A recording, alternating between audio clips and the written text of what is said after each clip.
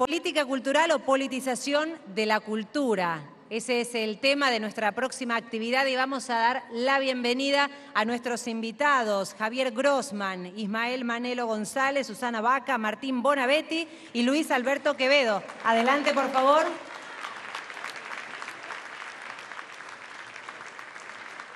Y a ver, si hablamos de Javier Grossman, recordemos, es gestor cultural, coordinador general del Parque del Bicentenario Tecnópolis y uno de los principales productores de las fiestas del Bicentenario que se realizaron en 2010. Ismael Manelo González es de Cuba, psicólogo de la Universidad de La Habana. Él estuvo al frente del Instituto Cubano de Radio y Televisión, también fue viceministro de Cultura y es coordinador y fundador de ALBA Cultural, hablando de iniciativas culturales de la región. Susana Baca viene de Perú, no solamente es cantante, compositora, es una investigadora de la música, es una educadora, recibió 2 veces el Grammy Latino, fue ministra de Cultura de su país y también presidenta de la Comisión Interamericana de Cultura de la OEA, la Organización de Estados Americanos. Martín Bonavetti es historiador y es director ejecutivo de la televisión pública, también con nosotros, y gracias a ese esfuerzo estamos en vivo a nivel internacional. Y va a moderar Luis Alberto Quevedo, es sociólogo, director de Flaxo Argentina, miembro del directorio de Educar, el portal educativo del Ministerio de Educación. Un fuerte aplauso y comenzamos.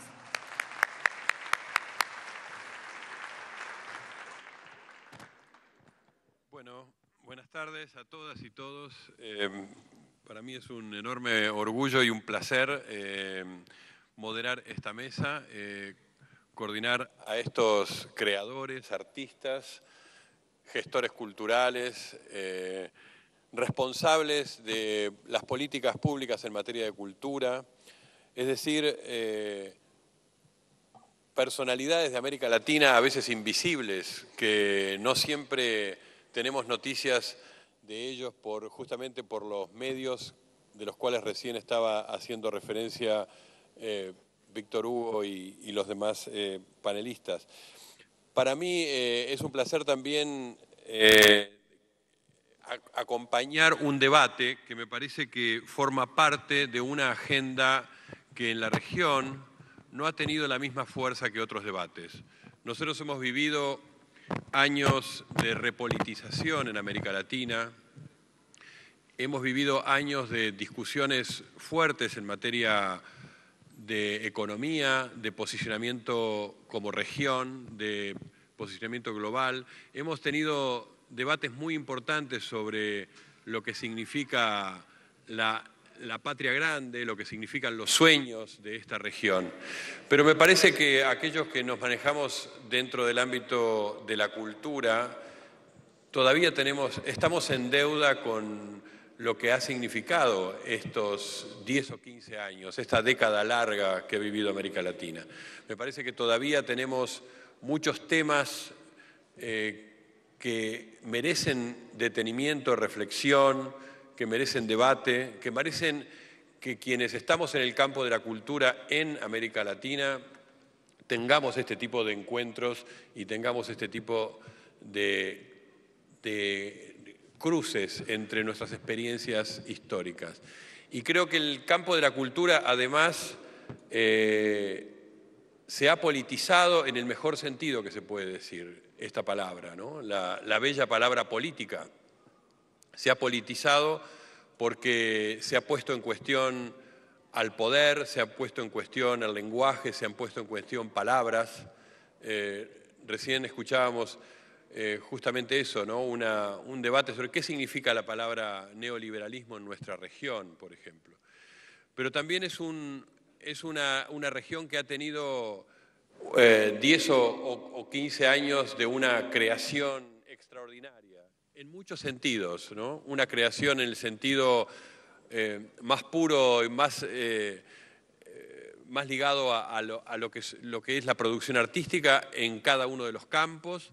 Pero también han sido años donde hemos sido creativos en materia de instituciones, de legislación, en materia de crear nuevos espacios, ¿no? Recién Cecilia Todd decía que el primer objetivo cultural que ellos tuvieron en Venezuela fue sacar la cultura a la calle, ¿no? Y ese propósito extraordinario que ocurrió además en muchos otros lugares de América Latina, yo diría que también se puede complementar con decir que también hemos metido a la cultura en nuestras instituciones, en nuestros debates políticos, en nuestras legislaciones, en nuestros ámbitos aparentemente para pocos y hacerlos para muchos. Es decir, que han sido años donde la cultura ha tenido mucho que ver con lo que es el cambio que ha vivido la región. Sin embargo, me parece que estamos todavía en deuda en materia de debates, en materia de pensar nuestra experiencia y de pensar el momento extraordinario de cultura que vive América Latina.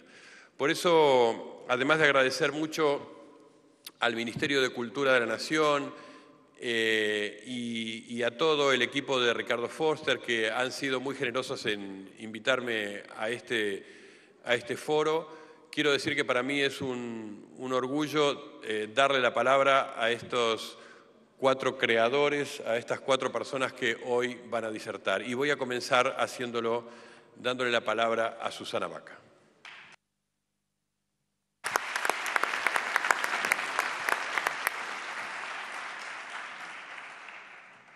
Políticas culturales para la nueva independencia. Compañeros, compañeras, déjenme comenzar celebrando estar aquí, una tierra cálida, acogedora, terca en su afirmación de la libertad y generosa en heroísmo. Déjenme celebrar estar entre académicos, luchadores, creadores, estudiantes que afirman su derecho a la esperanza, su confianza en el diálogo y su fe en el poder de las ideas para fecundar la tarea transformadora de la realidad a la que estamos llamados.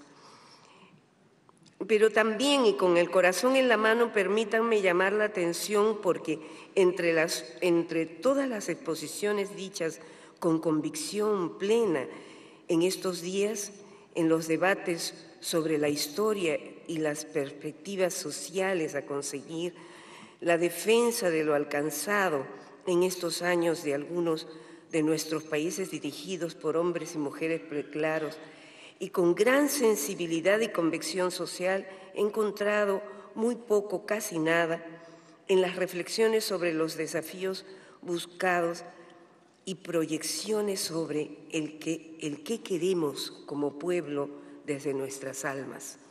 Bueno, en esta parte Ricardo nos contó que en los foros anteriores sí se había tratado sobre la cultura mucho más profundamente, ¿no? Y sobre el alma de los pueblos.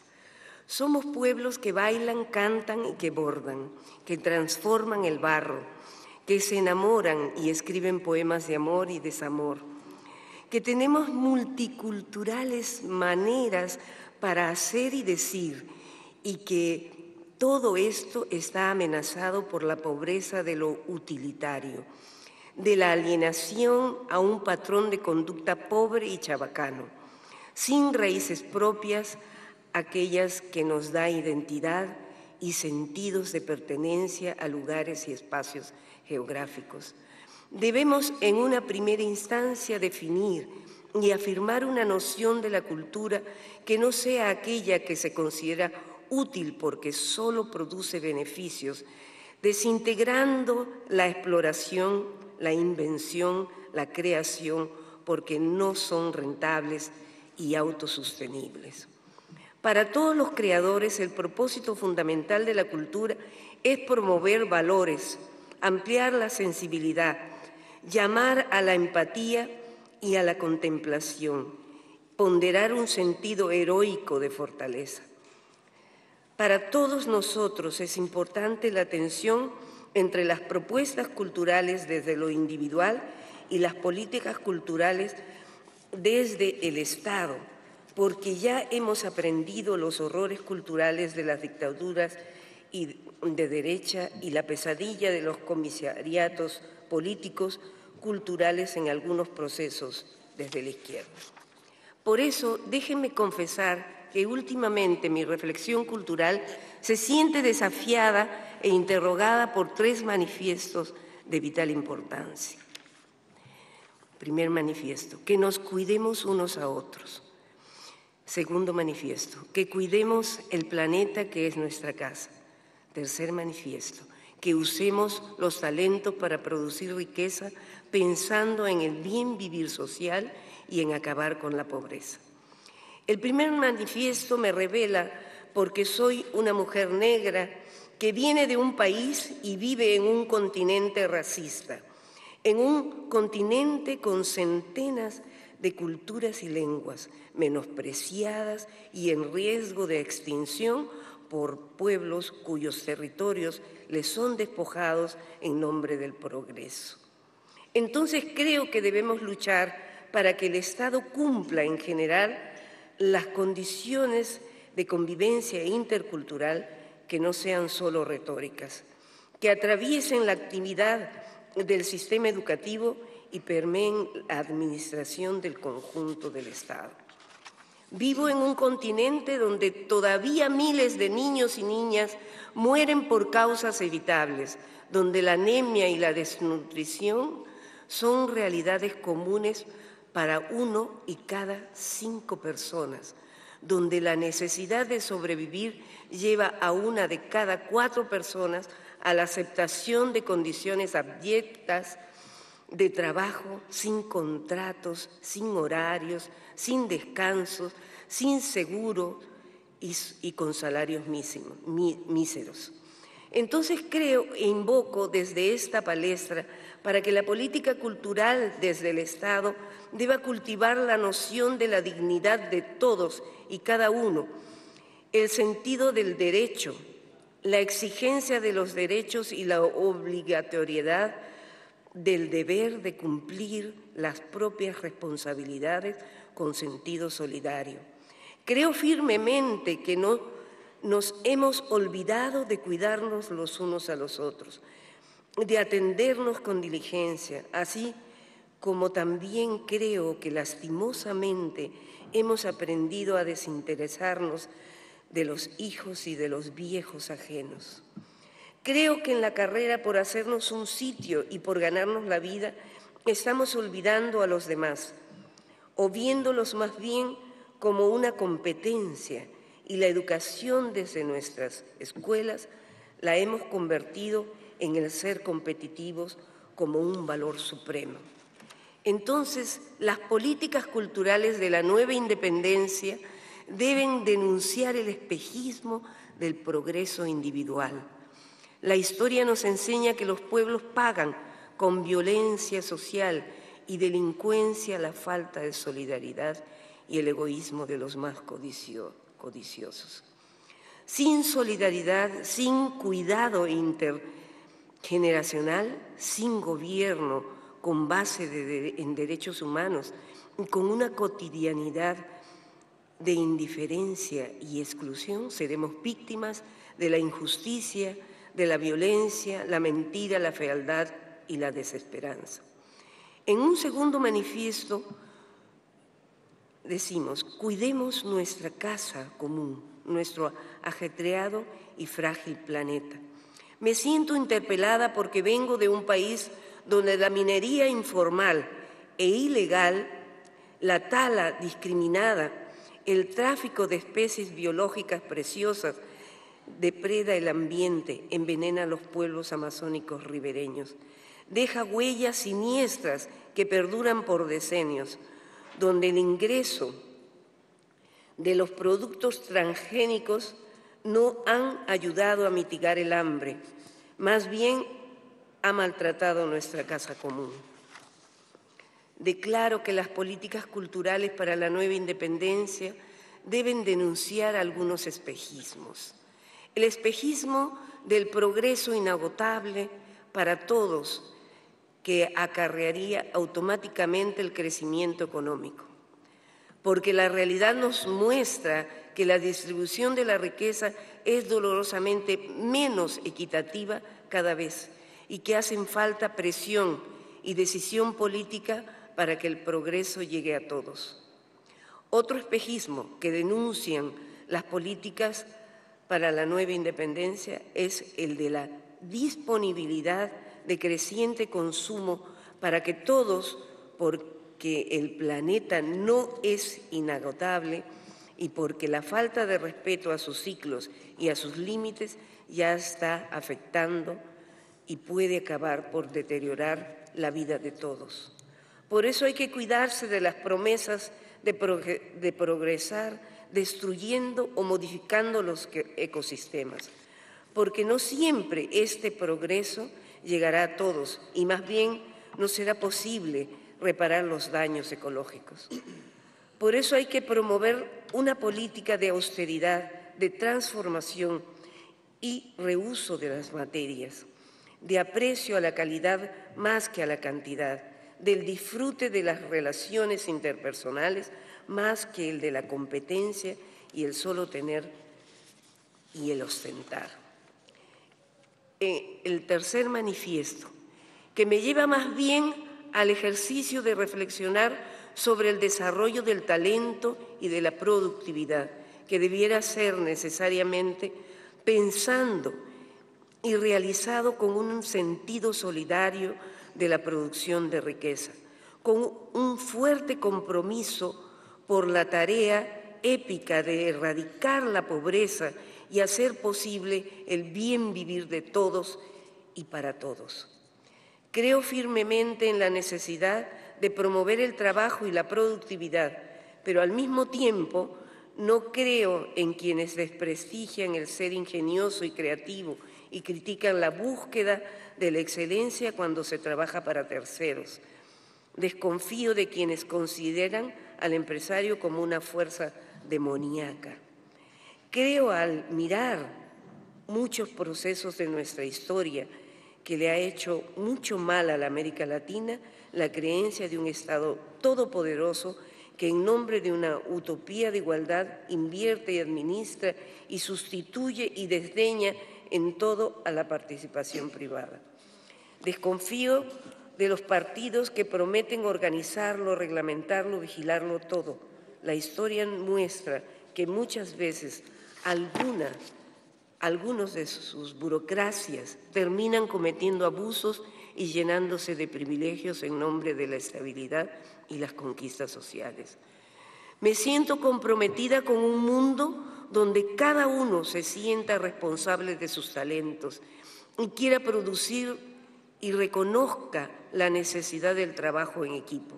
Me siento comprometida con un mundo donde el trabajador tenga condiciones dignas y salario suficiente y se sienta movido a entregar sus energías y su talento con orgullo de lo que hace y forja.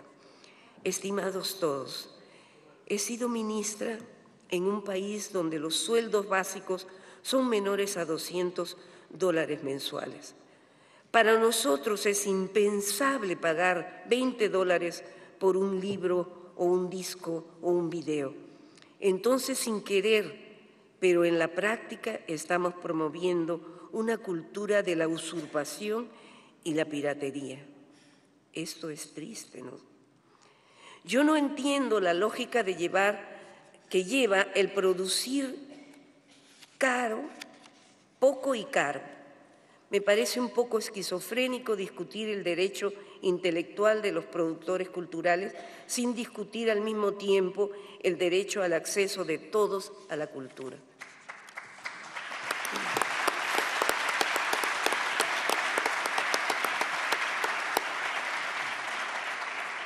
Disfrutar de estos productos sin pagar puede ser lindo, pero no es necesariamente justo.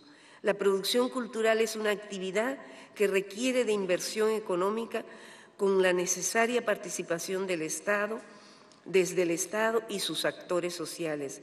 Y para esto es necesario cambiar la mirada de esos actores políticos y sociales.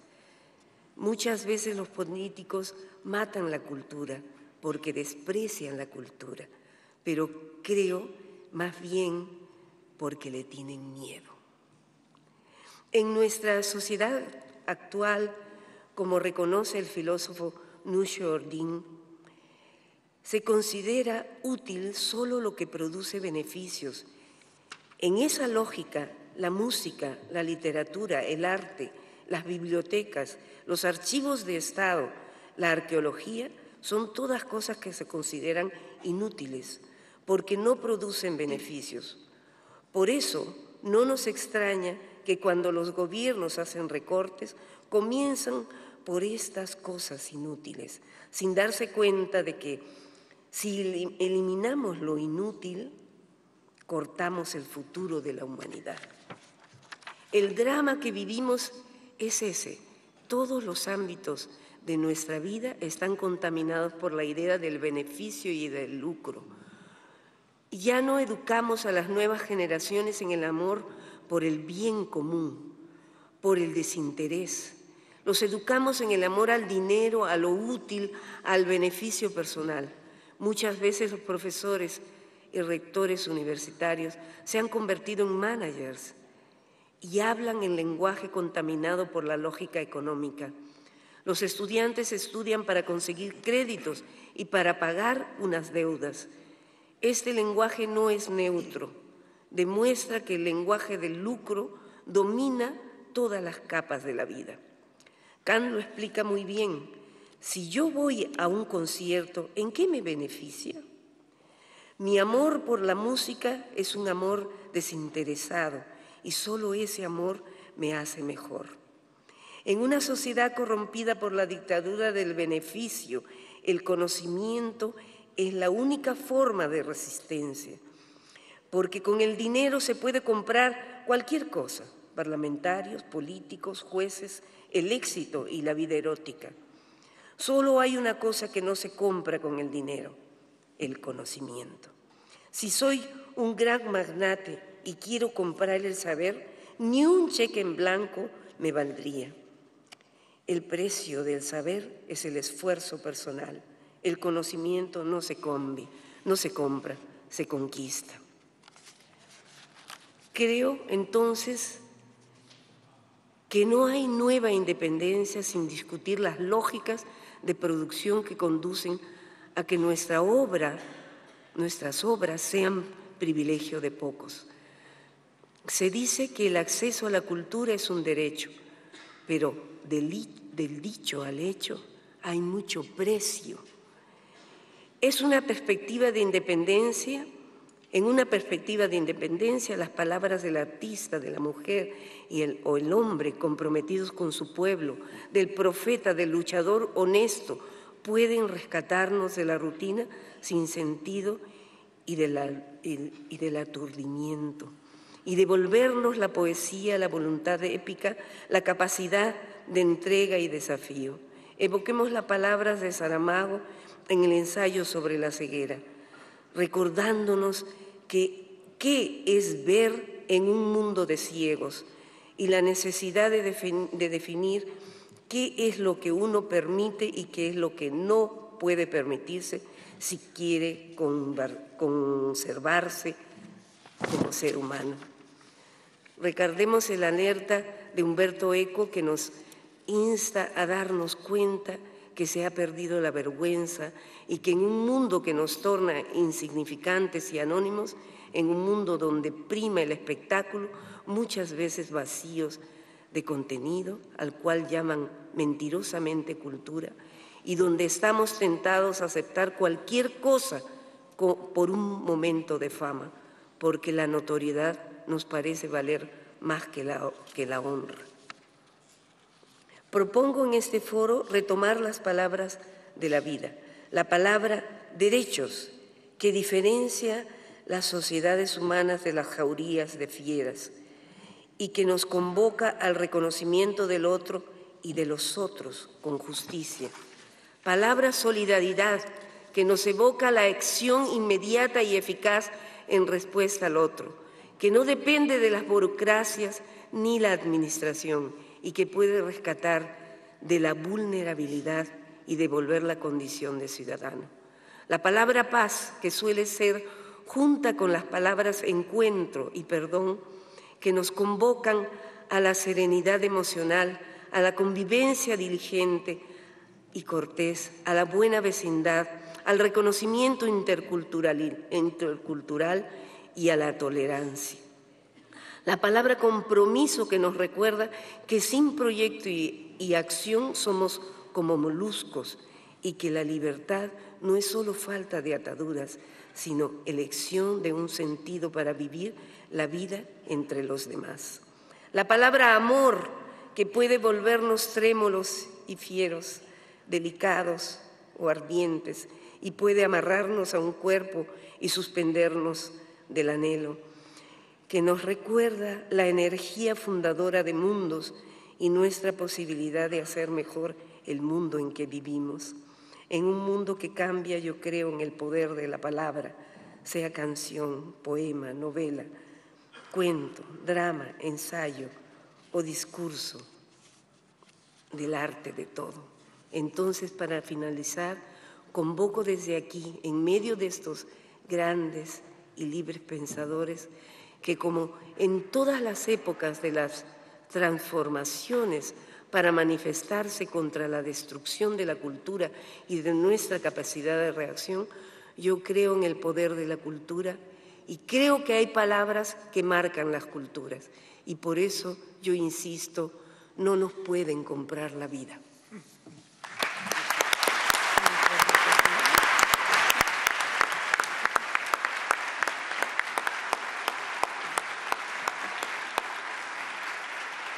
Solo para decirles algo que recogí en las andanzas por el Perú, los versos de un poeta iletrado, un poeta que no sabía escribir, pero podía hacer los versos más hermosos. De él aprendí esta copla. Yo no conozco la O, me dicen que es redondita, mi madre tan pobrecita que a mí no me la enseñó. Yo no conozco la O, las letras se van al diablo, porque escribirlas no sé. Pero yo cuando les hablo, todas se ponen de pie, todas se ponen de pie. Muchas gracias.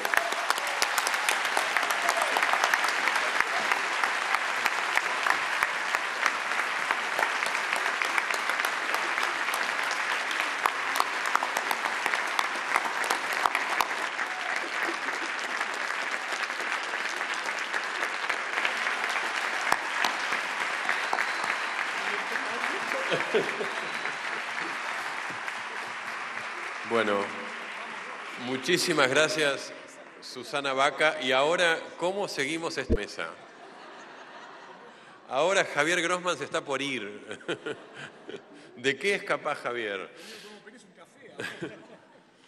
Gracias, Susana, por tus bellas, amorosas y profundas palabras y gracias por ese regalo del final. Muchísimas gracias. Bueno, y ahora sigue nuestro amigo Ismael Manelo González, Manelo de Cuba, que nos va a regalar también sus bellas palabras. Gracias. Realmente cuando se puso el orden dijeron que íbamos a hablar Susana I, Manelo de Cuba, parecía que estaban entregando algunos títulos. Gracias por esta invitación, por esta posibilidad, por poder compartir esta mesa que realmente después de Susana Baca creo que se hace un poco más difícil, pero también más honroso. Y gracias también por permitirme ser uno de los compañeros de lucha que viene a afirmar que este foro es argentino y latinoamericano, como quien reafirma que no hay posibilidad en este camino de andar solos cada uno de nuestros países.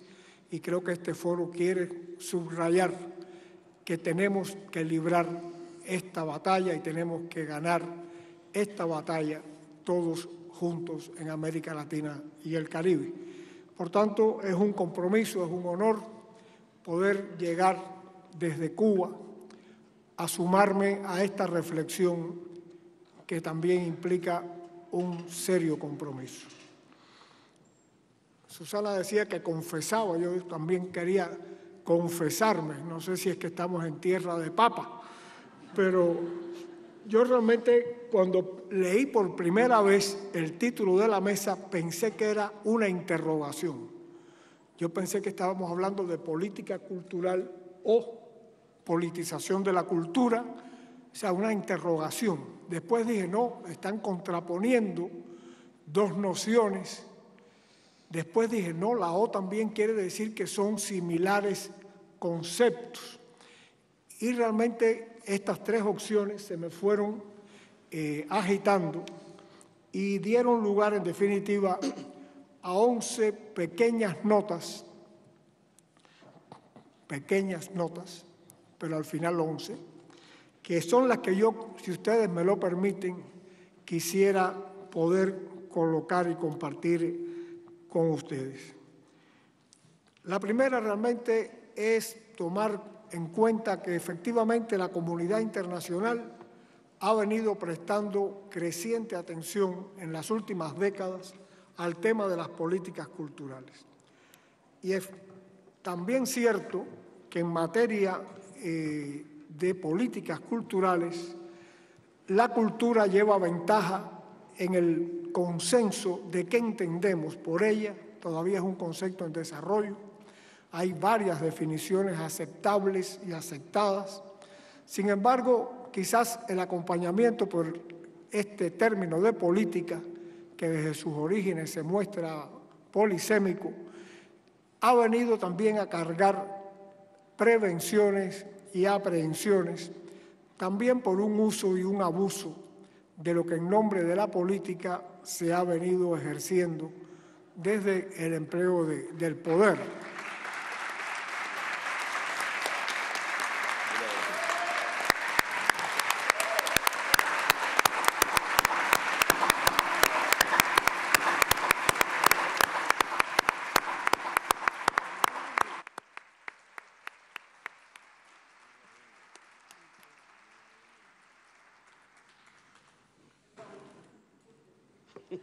Bienvenida, Eve.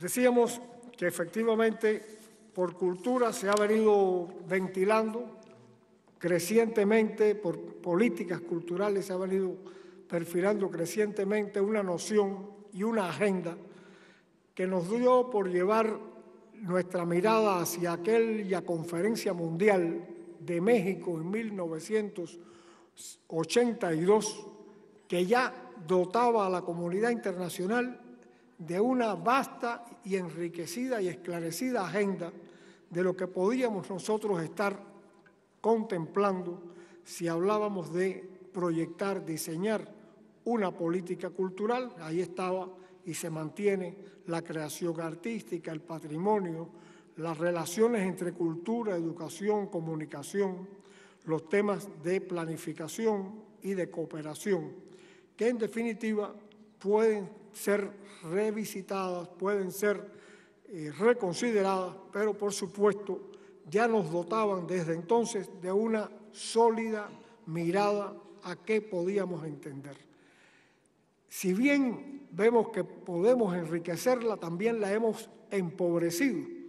Yo siempre lamento cuando voy a hablar en un foro cultural y pretendo colocar el tema de la alfabetización, es decir, toda la presencia aún de una población analfabeta en nuestros países, y me dicen que no, que esto no es objeto de discusión en un foro cultural, porque eso corresponde al sector de educación. Y digo, bueno, ¿cómo realmente hemos llegado a crear unos estancos tan artificiales que para hablar de alfabetización hay que mudarse de sala, porque no es interés de un foro cultural?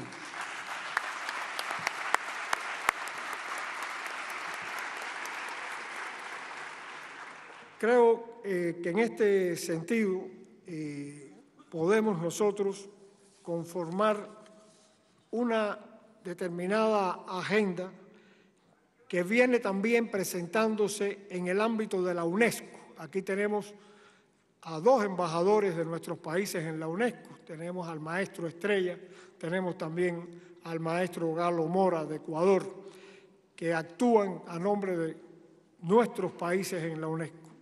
Realmente en la UNESCO también se han adoptado documentos en torno a políticas culturales, pero siempre uno siente por qué en la UNESCO los documentos que aprobamos no tienen carácter vinculante. Realmente los documentos de la UNESCO parecen ser programáticos, parecen ser buenos consejos, consensuados, pero todos salen de allí a interpretarlos y a cumplirlos según su vocación y su compromiso. Y realmente esto difiere notablemente, y valga la aclaración porque después vamos a entrar en esta materia, de los acuerdos en el ámbito de la Organización Mundial de Comercio, donde sí los acuerdos son vinculantes, donde sí quedan establecidos acuerdos de obligatorio cumplimiento para los países. ¿Y por qué en la cultura no? Porque en la cultura podemos salir con las manos libres para el mejor entender de cada gobierno. Y en materia de comercio salimos obligados a cumplir la pauta. Realmente sabemos quiénes dominan, quiénes crean esas pautas, quiénes mandan a que esos acuerdos sean de obligatorio cumplimiento. Un segundo aspecto que quisiéramos colocar es efectivamente la necesidad de dar mayores niveles de participación, de concientización y de democratización a los temas que tienen que ver con las políticas culturales. Creemos que efectivamente tanto a escala nacional como a escala internacional es necesario que se amplíe el debate, que se amplíe la posibilidad de que los ciudadanos puedan intervenir en los asuntos de la cultura y puedan realmente apropiarse de la cultura. Uno escucha a Susana, este foro también tiene una aproximación totalmente holística, complementaria a los temas que estamos debatiendo. Y uno ha escuchado cosas tremendas acá para reafirmarse de que necesitamos a un pueblo, a ciudadanos, a ciudadanas cultas, para poder alcanzar los niveles de desarrollo de nuestras sociedades que necesitamos y aspiramos. Es muy difícil realmente sin cultura poder plantearnos las metas que nuestros pueblos tienen por delante y ser eficaces en esa lucha por alcanzarlo. Estos procesos de cambio, por ejemplo, esta mesa habla de gestiones culturales en el marco de las nuevas políticas nacionales, populares y progresistas. Realmente yo pienso que es muy estimulante saber de que esos procesos que se aluden en el título de nuestra mesa, todos han reivindicado su carácter esencialmente cultural. Teníamos aquí a los hermanos de Bolivia, efectivamente ellos hablan de una revolución cultural y democrática. Tenemos realmente una declaración profunda del carácter intrínsecamente cultural que tienen estos procesos de transformación. Es decir, que estamos superando, estamos realmente dando una interpretación al fenómeno cultural, lejos ya del empleo instrumental que ha tenido la cultura en la gestión de los gobiernos habitualmente, y realmente también hemos visto que esa cultura gana también su carácter beligerante. Hay una idea de que la cultura a escala social tiende al equilibrio y rápidamente también se acota que ese equilibrio no quiere decir conciliación. Y la cultura efectivamente nos ayuda a estos equilibrios para una sociedad más sana, pero realmente no se puede conciliar lo que es esencialmente, estructuralmente irreconciliable, porque la pobreza, como decía Eve, ¿verdad? El hambre es la única mala palabra y realmente, efectivamente, no podemos hacer conciliación de algunos intereses que son los que explican que el hambre perdure en grandes capas, en grandes sectores de nuestras poblaciones. Yo pienso que en este sentido toda la resistencia que se muestra. Hay una foto en estas exposiciones que ustedes han organizado, que dice resistir es combatir. Yo pienso que toda resistencia efectivamente implica un combate. Sin embargo, no podemos permanecer en la resistencia porque en última instancia estamos legitimando una subalternidad que tenemos nosotros que subvertir. Tenemos nosotros que pasar una ofensiva, tenemos nosotros que pasar también a construir una nueva forma de dotarnos de los instrumentos. Efectivamente, ayer se hablaba también de construir nuevas hegemonías, de eso se trata.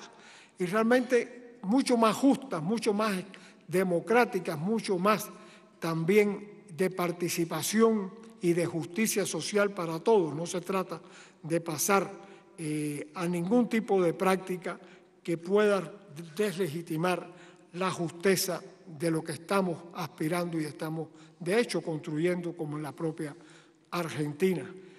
Llama la atención, pensando en este carácter cultural de los procesos, algo que decía nuestra Teresa Parodi en un reciente foro de ministros de cultura de Mercosur.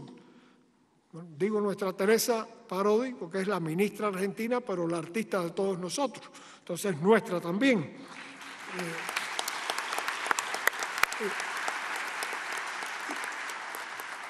Y decía la ministra argentina, a propósito de la última década, los últimos años argentinos.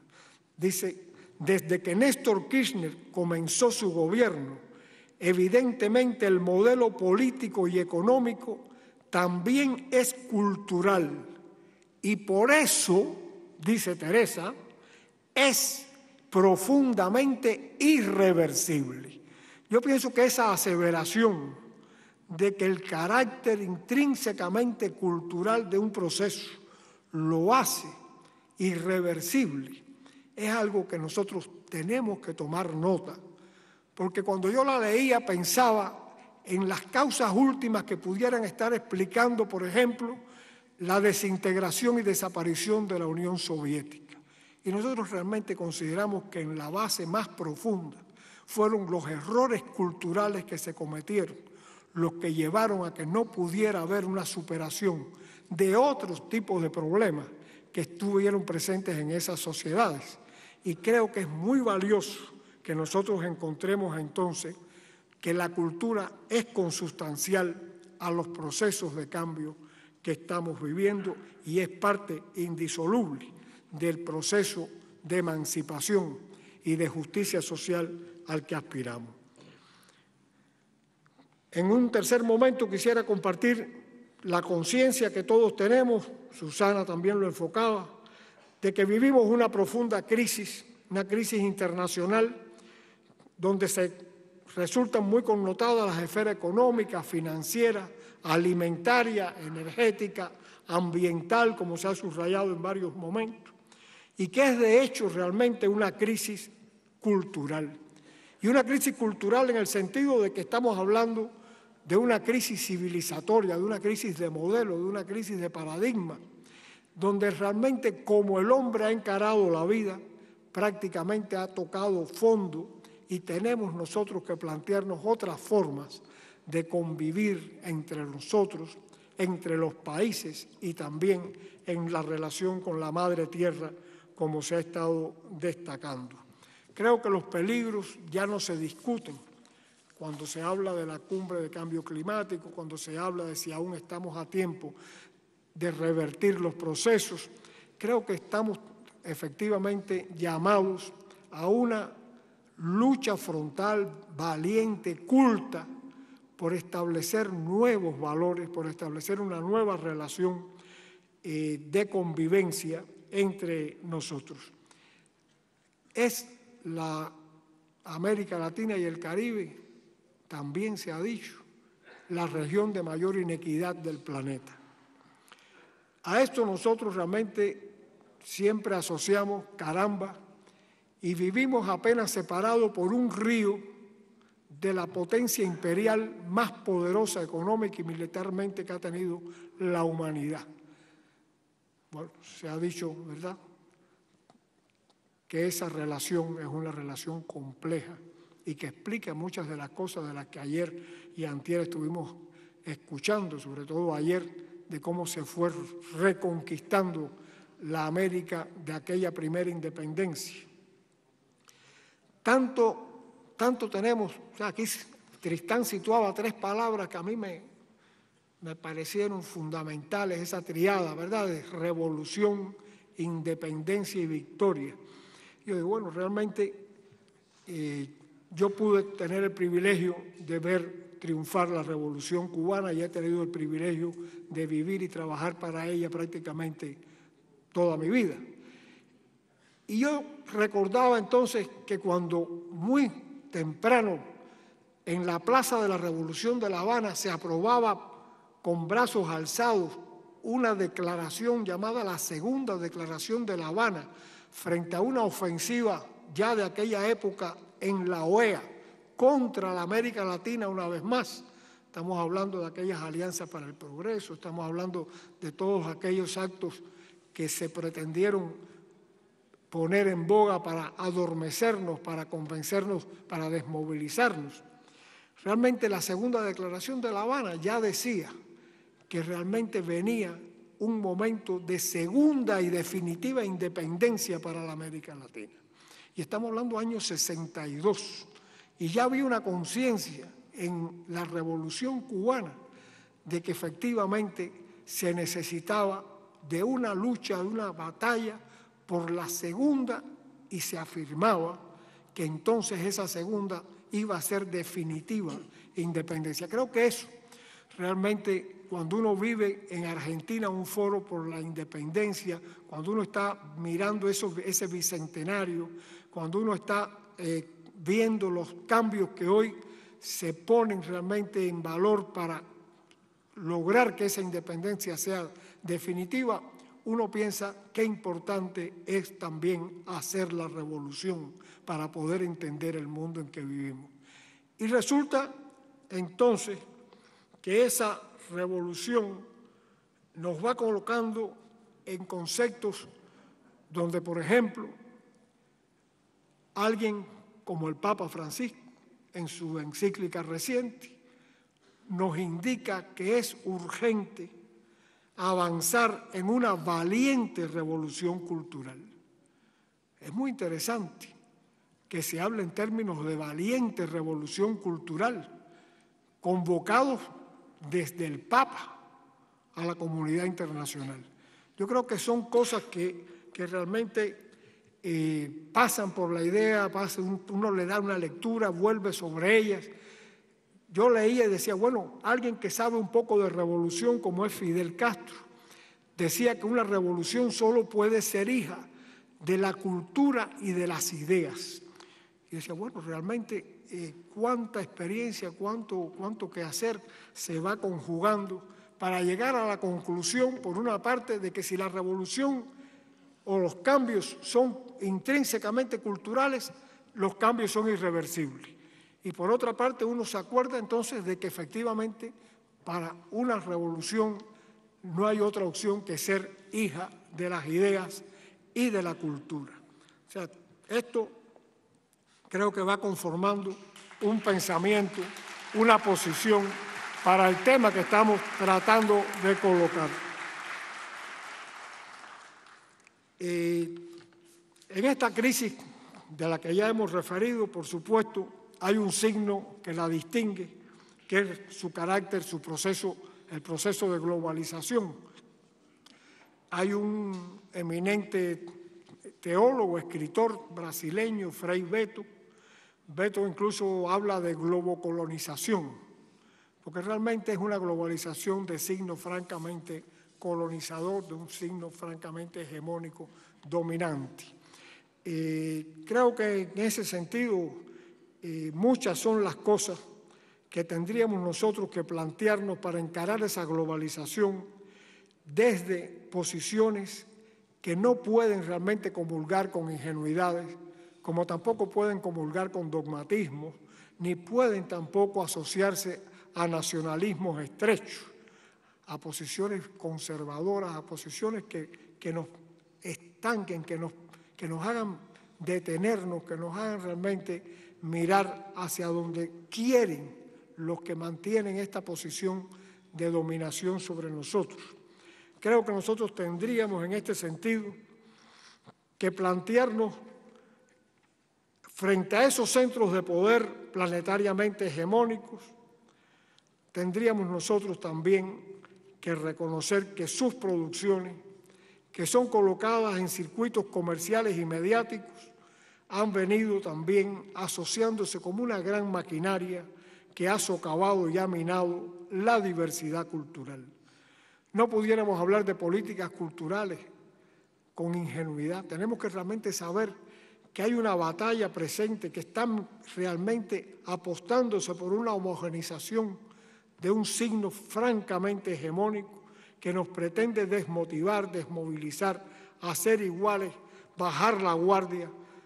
Ha tragado nuestras industrias culturales, la propia industria editorial argentina, algunos baluartes lograron sobrevivir, no ha quedado prácticamente nada de la industria disquera, el propio cine se ha venido levantando con un esfuerzo titánico, pero realmente muchas veces no tenemos una sala disponible porque están en manos de las cadenas de distribución de signo hegemónico.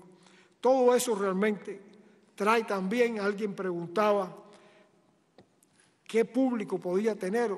Decía también nuestra conductora en la conversación hace un rato, ¿por qué hay un público para esos productos banales? Y realmente es que toda esa industria está establecida para hacernos cada vez consumidores más acríticos, para que realmente seamos receptores pasivos, para que realmente seamos simplemente más que ciudadanos, es consumidores, y que el producto cultural, el servicio cultural, sea esencialmente una mercancía más.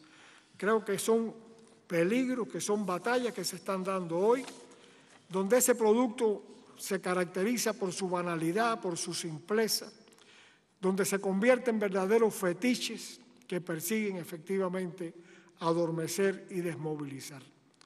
A nuestro juicio, es ilegítimo, es inmoral que creadores y comerciantes, creadores entrecomillados, se asocien para sacar al mercado juegos cuyas reglas sea matar para ganar. Y realmente lo mismo vemos que el juego trata de matar especies en extinción que seres humanos. Creo que realmente las artes y las tecnologías que se funden en esos productos debieran cuidar también de la ética para no hacerse cómplices de tales perversidades. Esa galopante homogenización, 2 minutos, bueno, vamos a entonces tratar de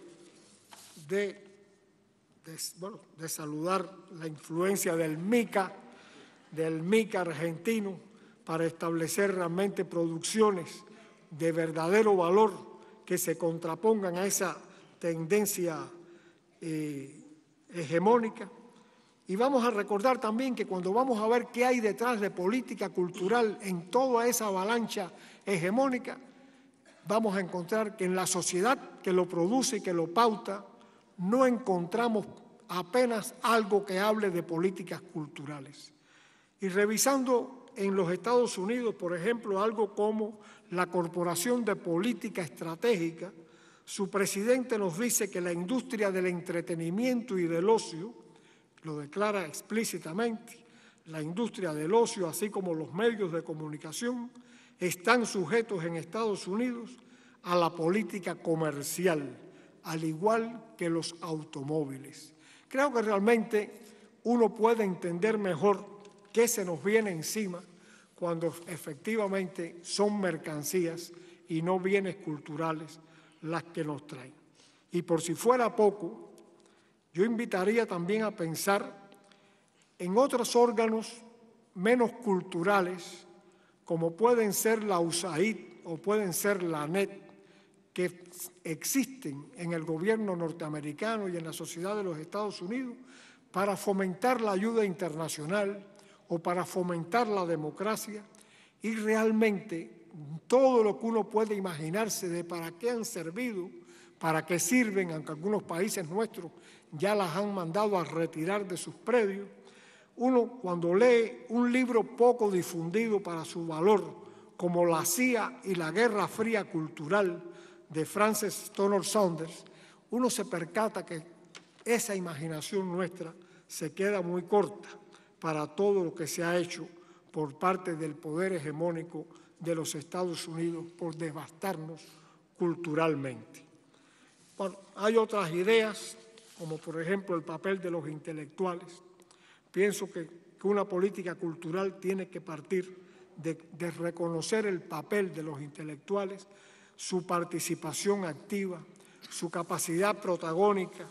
Creo que todo lo que podamos hacer por evitar en las políticas culturales prácticas clientelistas, prácticas de cooptación a un status quo que han estado vigentes en todo el neoliberalismo y en toda la práctica del capitalismo salvaje de mercado, creo que devolverle a la relación con los artistas y los intelectuales la dignidad, el respeto, la ética, que realmente fue avasallada, convirtiéndolo efectivamente en alguien que pedía ayuda y que recibía prácticamente una limosna. El Estado no está para mecenazgo. El mecenazgo puede ser una actividad realmente voluntaria de determinados sectores sociales, de determinadas personas. El Estado tiene la obligación de proteger la cultura y de proteger al artista y de proteger al intelectual. Y realmente creo que es muy importante que una política cultural haga valer ese respeto y esa dignidad.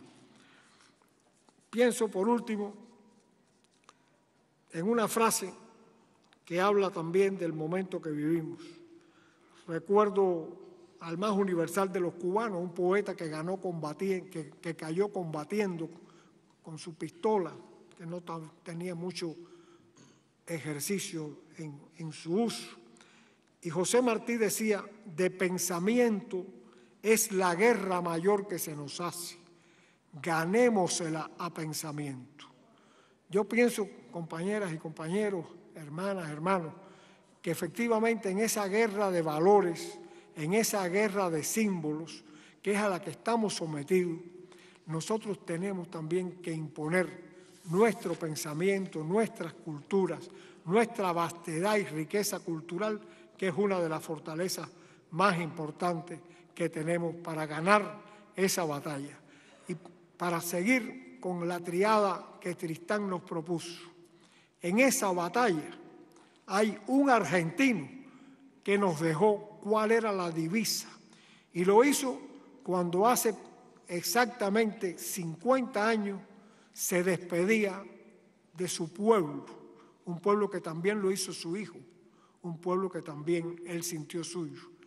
Y Che Guevara, ese argentino universal, nos dijo en su carta de despedida la tercera palabra que Tristán nos propuso. Y esta es una batalla y esta es una lucha hasta la victoria siempre.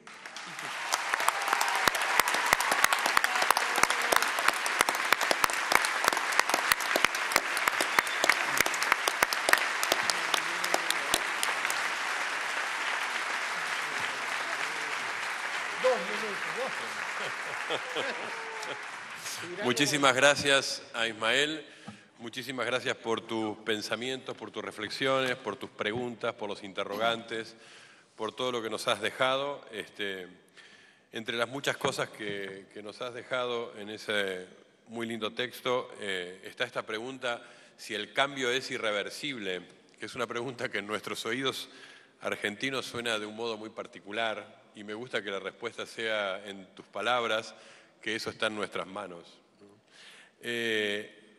Ustedes saben que este Foro Nacional y Latinoamericano está organizado por el Ministerio de Cultura de la Nación, por la provincia de Tucumán que nos recibe y en particular por el Ente Cultural Tucumán y también por la televisión pública.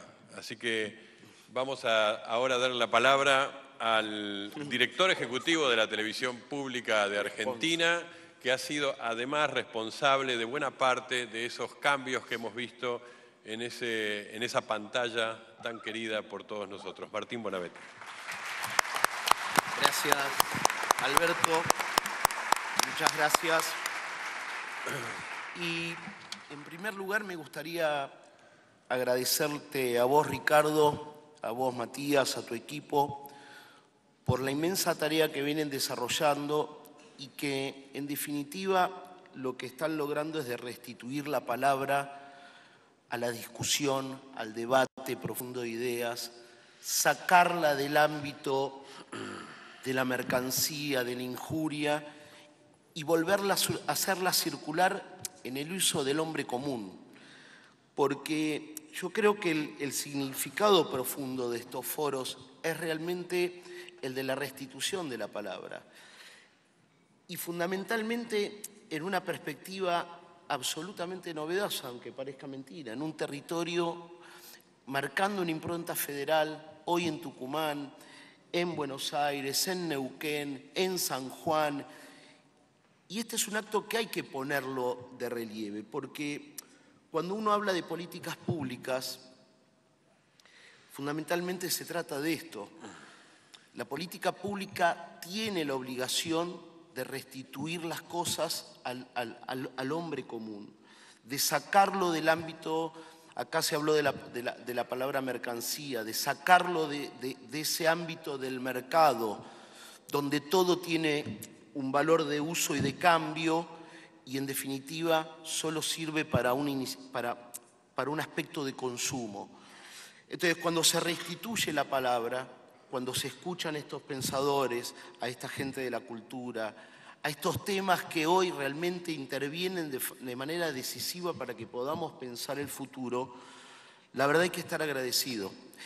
Y a mí me consta el trabajo que ustedes vienen realizando y desde el lugar de la televisión pública lo menos que podemos hacer es apoyar estas iniciativas, difundirlas, correrlas del eje del espectáculo como contenido. Hablábamos recién antes de iniciar la charla, estamos emitiendo todas las noches una síntesis y estamos emitiéndolo en vivo vía streaming.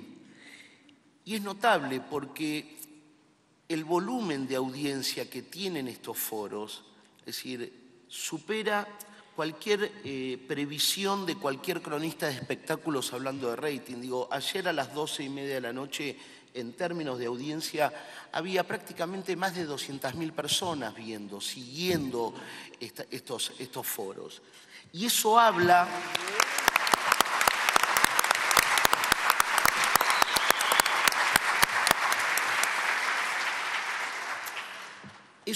fundamentalmente de algo que está sucediendo en América Latina, que tiene que ver con la construcción de un sujeto político distinto, que tiene que ver fundamentalmente con comprender que el ser humano no es un cliente, que el ser humano no es un individuo al cual solamente existe en términos de pulsión de consumo, sino que fundamentalmente alguien que piensa políticamente, actúa políticamente y construye políticamente.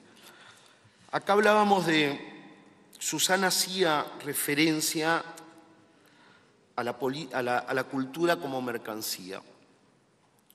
Y yo creo que, y en otras mesas, ayer lo vi desde Buenos Aires, hay algo que estamos viviendo en esta fase feroz del neoliberalismo, y que es eso que Benjamin llamaba el capitalismo como religión.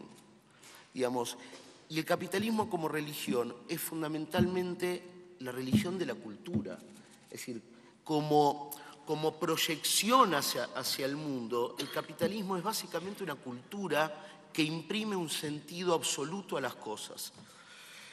Entonces, cuando se habla de revolución, cuando se habla de emancipación, yo creo que fundamentalmente hacia ese aspecto tenemos que estar pensando la cultura, al aspecto, hacia la dirección de restituirle, de sacarle esa interpretación de pensar el hombre como una mercancía, de pensar la cultura como una mercancía e incorporarle una dimensión humana distinta. Pero en ese sentido, el hombre está solo. Y frente a eso tiene que estar el Estado. Cuando yo creo que Teresa habla de la cultura irreversible, habla fundamentalmente de la conquista de derechos. Y son esos derechos, a través de un Estado presente, que el hombre puede salir de la dimensión del mercado y pensarse como ciudadano. Durante mucho tiempo debatimos mucho en la televisión pública el sentido de la televisión pública. Digamos, venimos de muchísimos años. Canal 7 tiene 60 años, pero ese concepto estaba ausente. ¿Qué es lo que lo hace público a un canal estatal? Fundamentalmente lo que lo hace público a un canal estatal es la construcción de un sentido distinto. Esto que decía, no le hablamos a clientes, le hablamos a ciudadanos. Necesitamos que nuestro mensaje se oriente hacia la formación de ciudadanos, que sea un mensaje que claramente vaya en términos de construcción de un sujeto político. Pero esa idea en una institución no se lleva a cabo solo por voluntarismo ni por iluminismo. Se necesitan leyes que le den una dinámica y que le den fundamentalmente una legitimidad. Y yo creo que a lo largo de estos años, el debate de la ley de medios nos permitió transitar una discusión y otra vez nuevamente se restituyó la palabra para poder discutir algo que parecía inabarcable, no, era inapropiable. No se le podía sacar a los medios de comunicación el debate sobre la necesidad de entender la comunicación como un derecho humano y no como una mercancía. Y fue necesario construir foros y poner a la palabra en un lugar protagónico para poder generar ese debate y que ese debate se transformara en una acción política concreta. Nuevamente el valor de la palabra vuelve a emerger en un análisis histórico, ¿no? Entonces yo creo que ese debate nos permitió comprender que los derechos, que adquirir derechos es un mecanismo de cambio político irreversible. Y en ese lugar es donde aparece el Estado. Ahora bien, obviamente que esto es un proceso complejo, porque el presente es complejo, pero a mí me da la impresión, y lo comentabas vos, Manelo, que existen elementos que son los que permiten restituir las cosas del mercado al uso de los hombres. Y esos son los elementos de la política y de la cultura. No hay otros. Simplemente es la política y la cultura. Es decir, entendidos como ¿qué? Como un proceso de emancipación. Y fundamentalmente, y lo planteaba Susana, ¿emancipación en qué sentido? Emancipación en el sentido de pensar la vida no a partir del consumo y la destrucción. Porque no es casual que hoy estemos preocupados por cómo la tierra está siendo destrozada. Porque está siendo destrozada porque nuestros esquemas de valores piensan en consumo. Y el consumo, fundamentalmente, es una acción de destrucción. El consumo no plantea una relación virtuosa con el objeto. Es distinto al uso. Y yo creo que acá hay una clave. Y esta clave tiene que ver con que si nosotros hacemos de la política un elemento de liberación, hacemos de la política un elemento de conquistas de derechos, hacemos de la política una construcción de legitimidad frente a ciertas instituciones, como es la televisión pública, yo creo que estamos en el buen camino. Creo que hay un camino que es irreversible, porque ya hay una huella que se viene marcando. Hay un proceso de construcción de identidad que se viene dando, hay un proceso de reconocimiento de valores, un proceso de una construcción de la memoria, de la justicia, de la historia, de comprendernos dónde somos, dónde estamos. Y yo creo que nuevamente, vuelvo a insistir, eso es la política y la cultura. La política y la cultura al servicio de la emancipación. A mí me pasó lo mismo que a Manelo cuando leí el título de la mesa. Al principio quedé desorientado porque a veces uno transita necesariamente en la construcción de un titular y está contaminado en eso, ¿no? Entonces piensa política cultural o politización, ¿no? Y uno piensa... Y yo creo que el grave error a veces es de no entender que las lecturas periodísticas a las cuales los medios de comunicación, que entienden la comunicación como una mercancía, nos llevan a esa imposibilidad de desarrollar conceptos y de complejizar las discusiones. Entonces, me parece fundamental la posibilidad que tenemos de expresar, poder explicar nuestras experiencias, de poder transitar un presente de transformaciones, un presente que además nos compromete con la defensa de los derechos adquiridos, porque eso también es importante, y lo irreversible no plantea una situación de logro y de derecho adquirido y que esto no está amenazado, está permanentemente amenazado, porque el capitalismo como religión construye un absoluto y no permite que absolutamente nada, como hacen las religiones, tenga un sentido fuera de él. Y frente a esa máquina propaladora de sentido, de mercancía, de valor de uso, de valor de cambio, la cultura tiene que estar sostenida por el Estado y tiene que estar legitimada por esas instituciones. Pero, ¿cuál es el desafío? Y a mí me parece que marcar horizontes es permanentemente marcar hacia dónde pretendemos lograr una transformación. Yo creo que en términos históricos es muy reciente la construcción en el caso de la televisión pública. Son 6 años de construcción frente a 60 años. Y yo creo que hay muchas cosas por hacer. Fundamentalmente que todos aquellos que trabajamos y que trabajemos y que trabajaremos en instituciones públicas y en la cultura, entendamos el rol del trabajador con una responsabilidad social. Entendamos que no somos trabajadores de la cultura como pudiésemos ser trabajadores sin una responsabilidad social. Y eso es fundamental para que nuestras instituciones construyan no solo la legalidad que le ha dado la ley, sino la legitimidad necesaria para que las propias sociedades comprendan y defiendan a esas instituciones que las representan. Hablar de televisión pública hoy es la punta de un iceberg de un debate a nivel mundial, digamos. Todas las televisiones públicas del mundo están atravesadas por una crisis de legalidad y de legitimidad. En el caso de la BBC, los ingleses han puesto a cargo de la BBC a una ex CEO del grupo PepsiCo, con una clara identificación, entienden un medio público como una empresa multinacional. En el caso de los griegos la han cerrado para después avanzar en una posible privatización. En el caso de la televisión española, despedido en los últimos 6 años a más de 6.000 empleados. En el caso de la PBS americana, los republicanos han pedido que se cierre por considerarla un foco demócrata permanente en todas las elecciones.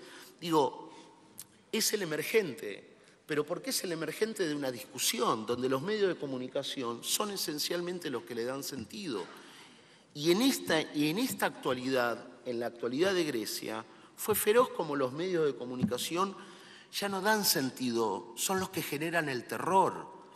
Digamos, ya es más simple que utilizar la palabra, generan terror. Y han generado terror y les ha ido mal. ¿Por qué les ha ido mal? Porque a la lógica del mercado y de la mercancía se les impuso el acto político de la movilización y el acto del referéndum fue fundamentalmente eso. Fue una instancia política que de alguna forma logró extraer la idea que tenían los medios privados de la decisión de cada griego sobre su futuro. Y ahí aparece un concepto interesante, porque ahí aparece el hombre como el artífice de su futuro. Entonces, la discusión de los medios públicos me parece que es una discusión central, absolutamente necesaria. Hay que construir legitimidad, hay que construir legalidad en los medios públicos, hay que fundamentalmente estar permanentemente atento de ver en estos foros la vitalidad, ver cómo la palabra vuelve a ocupar un lugar y fundamentalmente entender que el hombre no puede ser un cliente, que el hombre tiene que ser un ciudadano.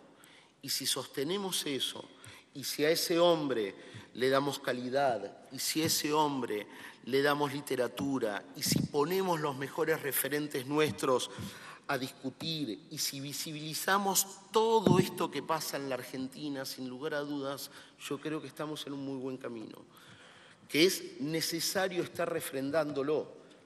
De hecho, el foro refrenda un debate que tuvimos hace 200 años, porque la independencia no fue el 9 de julio, el debate de la independencia nació en 1815 y duró un año. Empezó con el Congreso de Artigas y terminó con el de Tucumán. Y en ese proceso hubo hombres, y hubo debates, y hubo ideas. Y por eso me parece fundamental poner en escena ese debate en este tipo de foros. Porque digo nuevamente, es la palabra la que nos va a permitir construir un discurso político y es la política la que de última es el principio de liberación. Nada más. Gracias.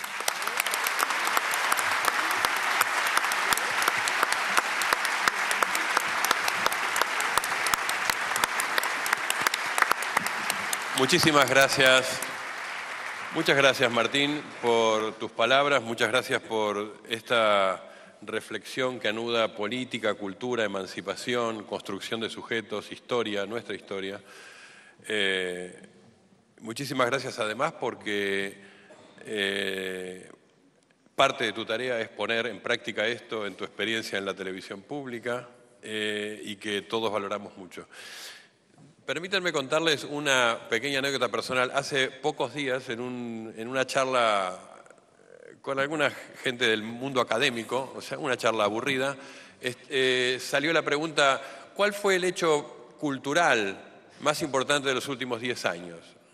Una pregunta que no tiene ningún sentido, porque ¿cómo vamos a un hecho cultural, 10 años? Pero después de rebatir la misma idea, dijimos, bueno, a ver, que cada uno diga. Y yo dije, para mí, el Bicentenario. Un hecho político, social, comunitario, estético, de palabra, de acontecimiento, de encuentro. Ese Bicentenario que vivimos en Argentina en el 2010, ese Bicentenario para mí fue una marca distinta. Bueno, una buena parte de la responsabilidad de la organización, de la gestión y de llevar adelante el Bicentenario lo tiene Javier Grossman, a quien vamos a escuchar ahora.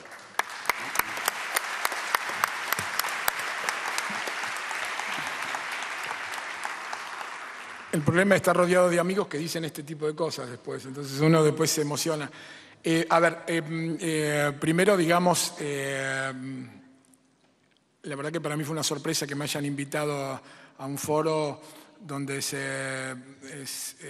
valga la redundancia, se habla de la palabra, digamos, o un foro de pensadores, de intelectuales, estar en esta mesa, digamos, básicamente porque yo no soy una persona de la palabra. Para mí a veces la palabra, digamos, yo personalmente he reemplazado toda mi vida la palabra por la acción, ¿sí? Soy un poco más compulsivo con algunas cosas y soy medio corto para algunas cosas, como por ejemplo la palabra.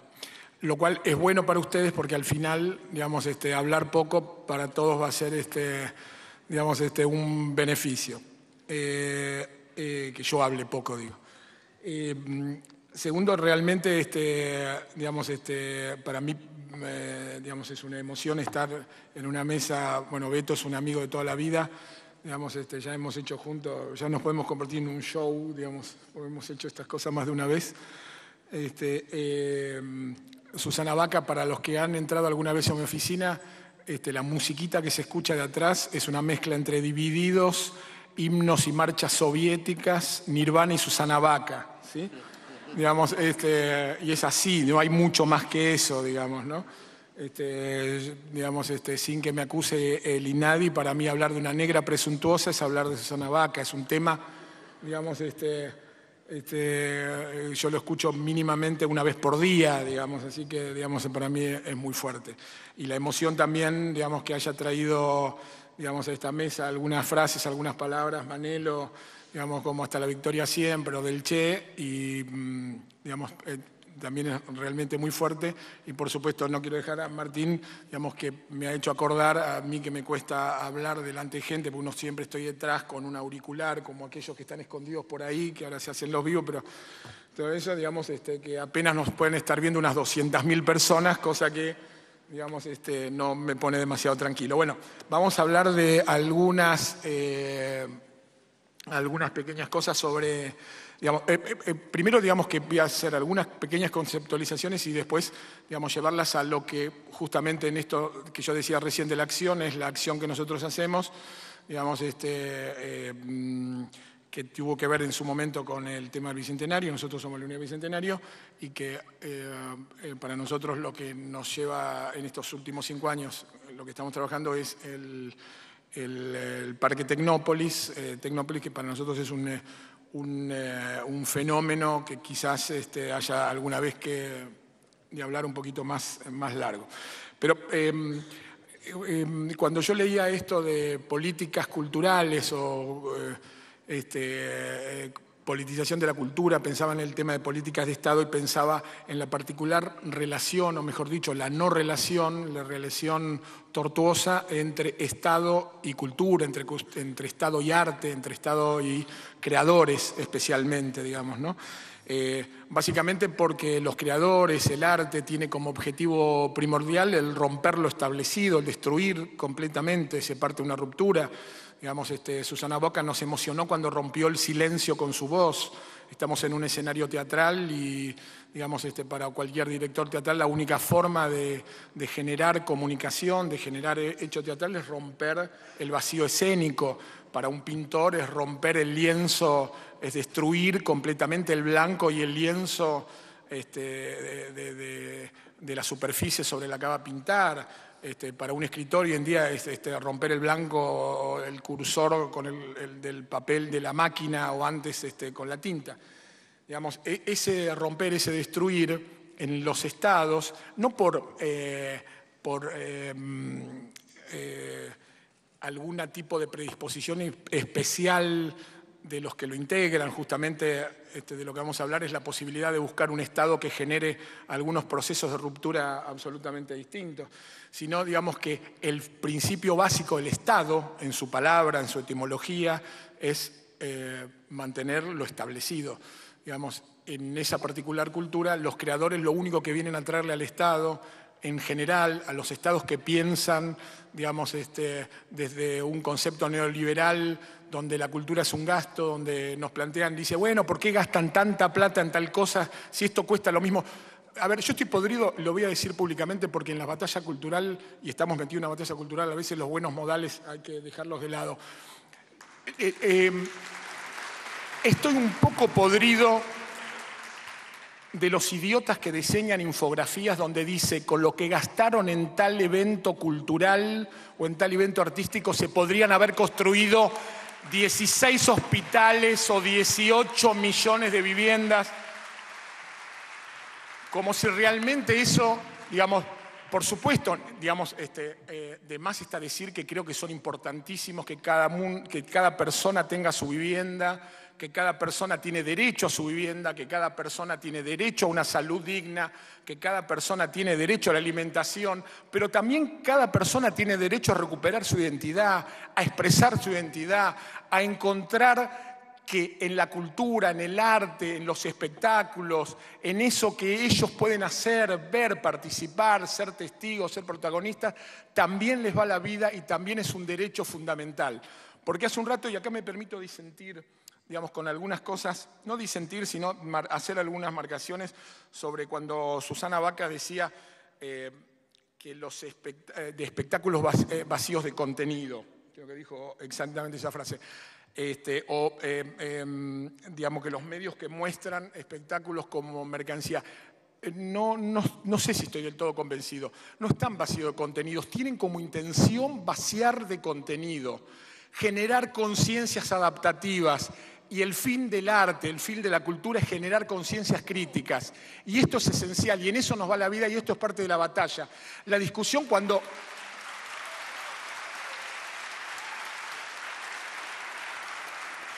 cuando Néstor les decía Clarín miente, cuando Eve, que está por ahí sentada, les dice son unos hijos de puta golpistas y se horrorizan porque dicen hijos de puta y no se horrorizan por las barbaridades que dicen algunos tipos por televisión como si eso fuese, digamos, realmente un pecado. Cuando nos acusan, digamos, a nosotros de ser, digamos, a nosotros nos llaman, digamos, despectivamente que somos el Ministerio del Relato, que hemos construido, digamos, un relato ficticio, por supuesto, digamos, para anteponernos al relato que ellos nos quieren vender. Pero nos quieren vender no para vendernos rating y segundos de televisión, nos lo quieren vender para imponernos un sistema económico, para imponernos un sistema social.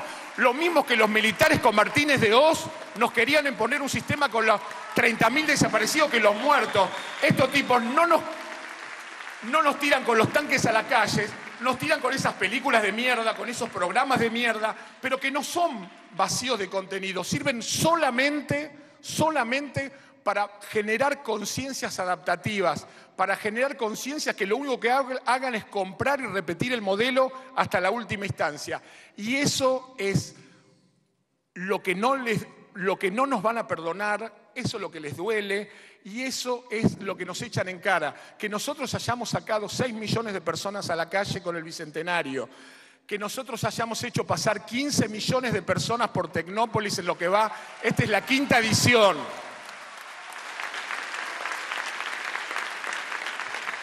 No nos perdonan la gratuidad, no nos perdona tener calidad en lo que hacemos. La calidad es solamente para Marcelo Hugo Tinelli. La calidad es solamente para los productos que ellos venden. Para los pobres tiene que estar destinado las cosas pobres, el choripán, el negrópolis que ellos nos llamaban. Eso es lo que tiene que estar destinado a los pobres según el razonamiento de los CEO de estas empresas. El resto, el disfrute, el ocio, como decía recién Manelo, tiene que ser pago, no lo tiene que pagar el Estado, lo tienen que pagar las empresas privadas para tener más lucro y para tener de ese ocio convertirlo, digamos, en un ocio lucrativo para los bolsillos de ellos. No nos permiten a nosotros que en lugar de que los chicos se vayan a Disneylandia, digamos, vengan a Tecnópolis a ver las cosas que tienen que ver, digamos, con contenidos, digamos, ¿cómo nos van a permitir a la televisión pública, a Encuentro, a Tecnópolis, mostrar productos como Samba en forma gratuita si ellos no quieren vender Discovery Kids por cable? O nos quieren vender Cartoon Network con ese tipo de cosas. Perdón.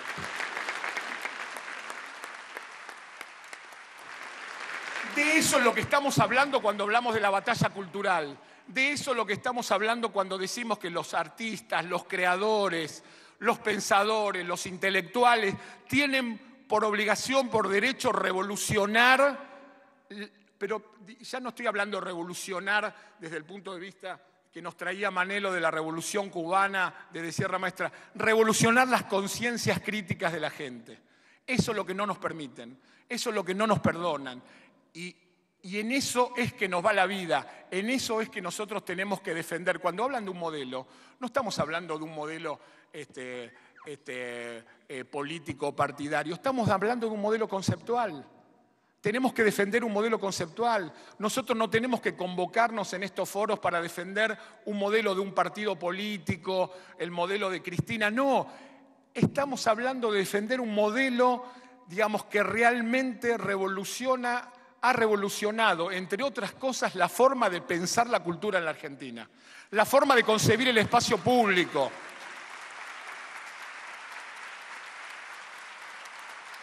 Un espacio público, no pensado del espacio público solamente desde la calle, del espacio público conceptual. Por eso cuando Cristina nos convocó a poder, tuvimos el honor de que nos convoque a trabajar y a pensar el Bicentenario, digamos, nosotros con los que eran, la verdad, en ese momento digamos, inmediatamente antes que nosotros hayamos empezado las autoridades en el Ministerio de Cultura, con la cual nosotros habíamos tenido algunas discusiones al respecto, que lo estaban pensando, pero discusiones fraternales, digamos, bueno, no tan fraternales, pero bueno, digamos,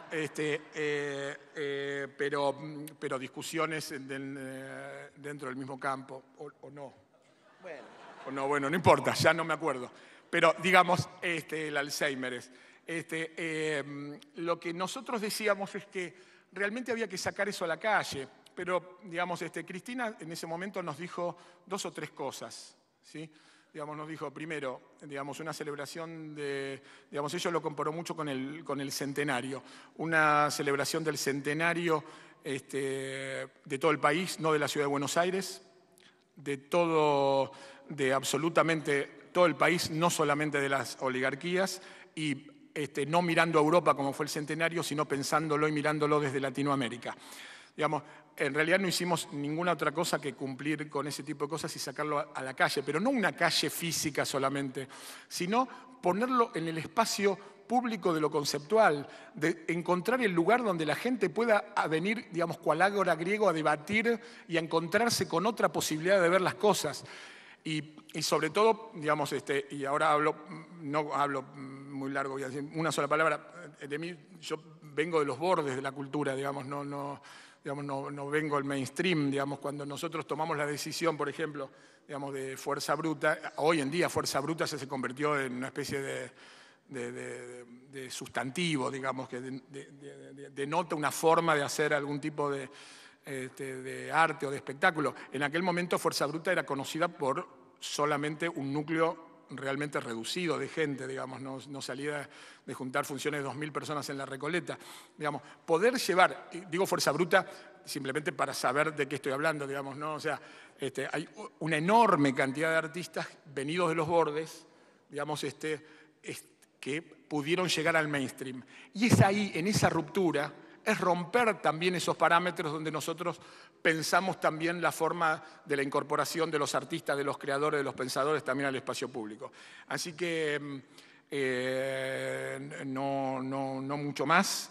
Creo que este foro y muchas otras actividades de este tipo no hacen otra forma que reproducir este modelo de esta batalla cultural, mantenerla viva, encontrarnos, cuidarnos entre nosotros, querernos entre nosotros, juntarnos entre nosotros, y que esa es la forma realmente de progresar y es la forma realmente de revolucionar no solamente nuestro país, sino nuestras cabezas, las cabezas de la gente, y hacer que el fin último, digamos, que es el fin último de la política, que es hacer más feliz a la gente, sea realmente un hecho de la realidad. Gracias.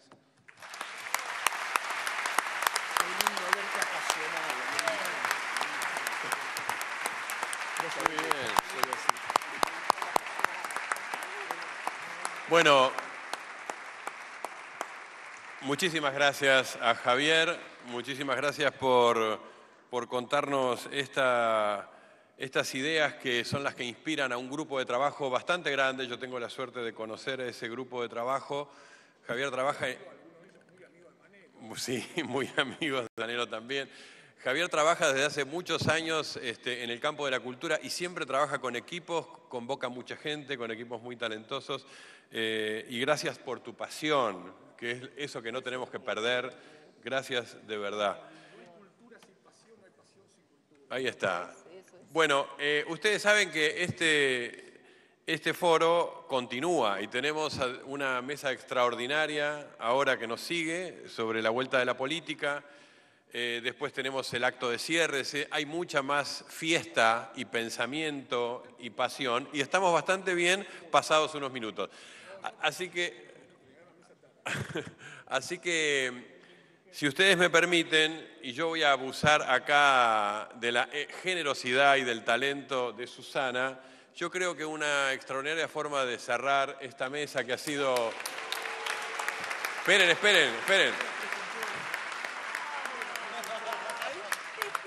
Esperen que lo mejor viene ahora. Le hemos pedido que el mejor modo de cerrar esta mesa, estas ideas, estas reflexiones, sea con arte de lo mejor, que son unas pequeñas coplas que nos va a dejar Susana Baca.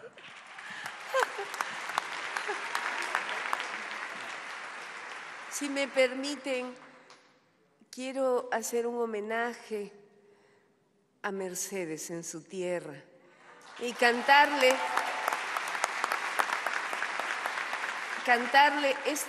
esta pequeña copla de amor del norte de nuestra costa peruana. La luna en el océano, la luna en el océano, con sus rayos argentinos, no dan tanta luz al mundo, no dan tanta luz al mundo como tus ojos divinos, como tus ojos divinos. Para Mercedes.